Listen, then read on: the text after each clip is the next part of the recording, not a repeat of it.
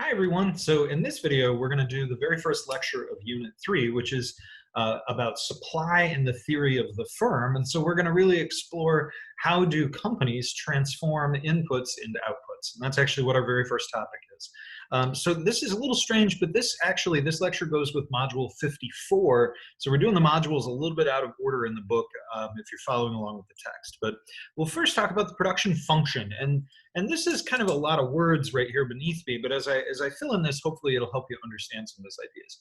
So we have this idea that firms produce goods for sale, and how they do that is they take inputs like land, labor, and capital, and they transform it into outputs, and we would call those, goods or services.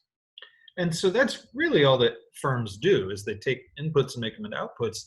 And the function that we're going to be talking about here, like a mathematical function, it just describes the relationship between the quantity of inputs and the quantity of outputs. So, how many workers does it take, or how much land, or how much capital, or machines, and that kind of thing. So there are a couple concepts related to inputs that are some terms to know. So we have what are called fixed inputs. And those are inputs where their quantity is fixed for a given period of time. Right? That might be helpful to know. And usually when we talk about that, we're talking about land and capital. It's difficult for, say, a restaurant, right? Envision a firm, a restaurant, they produce goods and services. It's difficult for them to get a new oven in one shift. But they can call in a worker, or they can, say, what, it's a little slow tonight, why don't you take tonight off? If they need to. So they can vary the workers, but they have it a little bit more fixed in terms of how big their building is. That's like how much land they own, and how big their literal physical facility is. That's the capital and machines. So the other type of input that we have are variable inputs. And what we'd say is that those are ones where you can change the quantity at any time. Now, labor is usually the variable input because you can pretty quickly, like I said, hire a new worker. For the most part, it depends on how you're doing. But when we conceptualize this, thinking of a restaurant, I think it's helpful here. There are two time periods that we're going to be describing. There are short run and long run. And the short run just means that there are some fixed inputs.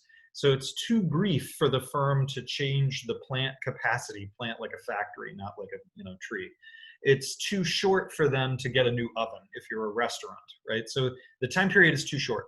In the long run, which is the other type of time period, we would say that there are no fixed inputs in the long run, because in the long enough period of time, a firm could buy a new oven, or they could expand their factory capacity, or what have you. So in the long run, we'd say all inputs are variable.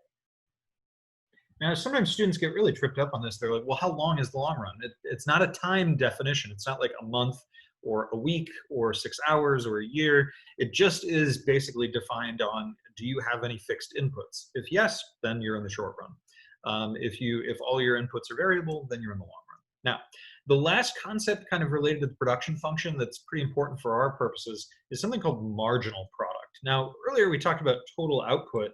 That's kind of the same thing as saying the total product, right? The total amount of stuff you make. But marginal product is the additional output from I'm going to abbreviate that, additional inputs. So if I said, if you hire one more worker, how much additional product does that generate? That's the marginal product, right? If you had one more machine, how much additional product does that generate? That's the marginal product. So, okay, so now we're going to do a little bit of calculating. I've already given the answers down here, but I'm going to work through this here so you can see it. You're given the units of labor. I didn't start with 0 units of labor, but you could, and you would know that there's no product if you don't have something, somebody to run the machine or whatever. And I don't know what they're making here, but you can pretty quickly see if you hire the first worker, the total product goes from 0 to 8. Well, that means that the additional product of labor, of that unit of labor, is 8, because it's the change between the two, right? It's the change between the two.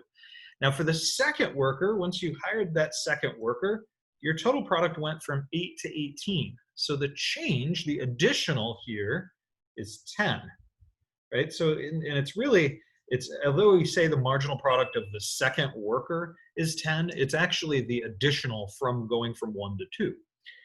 If you go from 2 to 3, the change is 8.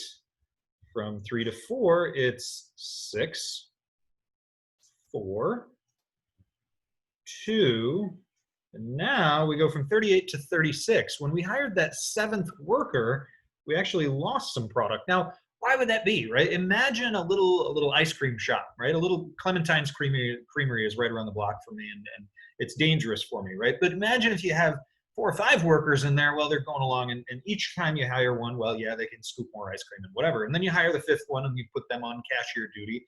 Then you hire the 6th one, and then you say, okay, your job is to kind of direct traffic when people come in and say, you stand there and you stand there, wear your mask and whatever.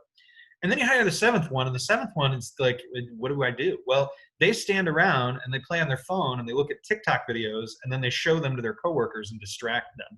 And then we lose some total product as a result. So at a certain point, right, you just have so many workers and you try to cram them all behind the counter, it's actually going to reduce the amount of product you generate. So now we're going to graph these points. So I've already given you some ticks on here, but looking up here, we've got, you know, the maximum value for marginal product is 10. So maybe we'll say, you know, here, let's say 15, 10, 5, -5.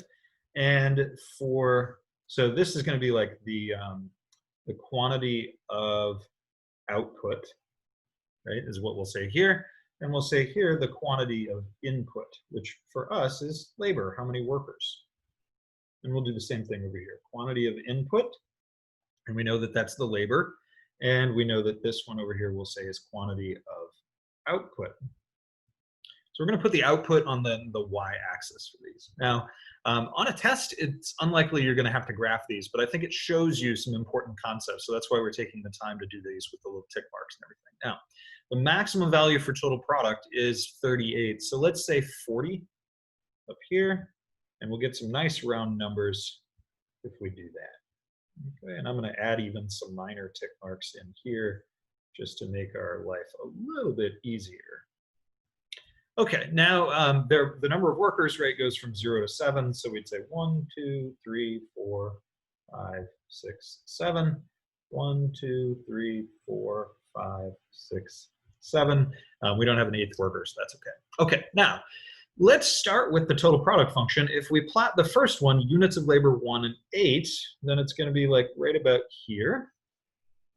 18 and 2, so 18 and 2, 26 and 3. This is much harder to do because I can't lean over. And 5 and 36, or sorry, that's 4 and 32. 5 and 36. And you can pause me if you want and just do it yourself so that you can ignore me. 38. And then with that 7th worker, we go back to 30 to 36. So I'm a little bit off there, but close enough, right? So if we draw a little sketch, it's got that nice kind of little curve to it. Looks like that. Now let's do the marginal product side. So for the first worker, it's 8. The second worker is 10. Third worker, 8. Fourth worker is 6. Fifth worker is 4.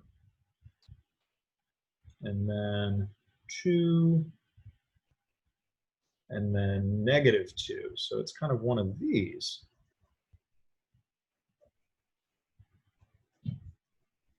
Okay. Now let's check. Oh, look, I graphed it myself in the data table. So that's actually the pretty version, right? You can see here that total product kind of rises like this, and then it starts to kind of flatten out and then comes negative again, which is basically what we've got up here. Mine is a little bit squished. So we get this rapid increase of total product, and the reason why is the first few workers specialize. It's like, okay, you scoop the ice cream, you run the cash register. And that's the really important thing to observe at the very beginning.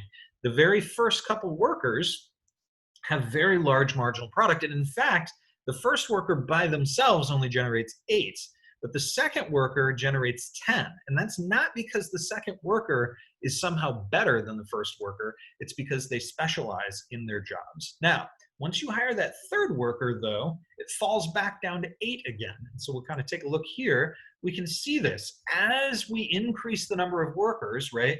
We get this initial little pop, right? Then that happens because of specialization. And so this benefit, right? This is specialization. And they're still going to be probably specializing, but it's going to be overcome by the fact that at a certain point, right, they don't have as many fixed inputs. And that's a pretty important idea here. As we keep adding workers, if we don't add more machines and more things for them to do, then it's going to diminish their marginal product every time we hire workers, to the point where it actually goes negative, right? We definitely shouldn't hire that seventh worker because they're actually reducing our total product. Now, I'm going to point something out that's easier to see on this graph here. Notice the way that I've plotted it is actually from 0 to 1 is where the dot is. It's not on 1, even though over here I did it on 1. It's not the end of the world if you plotted it on 1 like I did in person, but in fact, the marginals are actually occurring between these two units, between the 1 and the 2, and the 2 and the 3, and the 3 and the 4. And the reason is because it's actually the slope. So the algebra application of this that might help some of you is to actually recognize that the marginal product function, if we were to like figure out a y equals f of x style function for this, it's the slope of this line. And so we find like the rise over run, right, to go from, this point to here, the rise is 8 and the run is 1. So rise over run being 8. Well, then we go over here and we notice that as we go from 0 to 1, well, what's this point? It's 8, right? And so the slope is actually what these marginal products are. If you're in calculus class, the real calculus application here is that the marginal product function is the derivative of the total product function. Okay, now, there isn't a whole lot else on this alone, but in the next video, we're going to do a little bit of practice. So hopefully this helps you. See you next time.